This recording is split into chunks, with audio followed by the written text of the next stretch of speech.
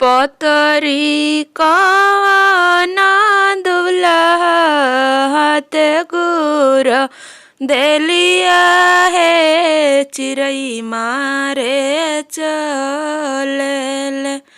ससुर के बगिया है चिरई मारे चलेल।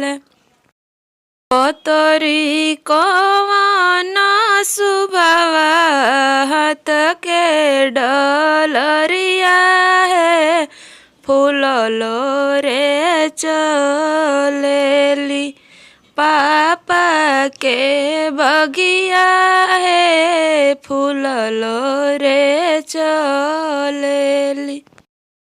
के करम बगिया के कर रखवार है के करा हुकुम धनी।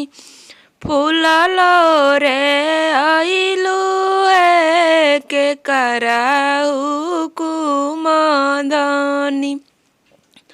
बाबा के बगिया भैया के रखवार है अम्मा के हुकुम प्रभु।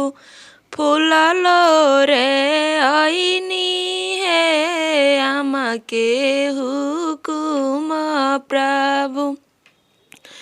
के करम बगिया के कर रखवार के कर हुकुम प्रभु। चिरई मारे आईनी है के कर हुकुम प्रभु।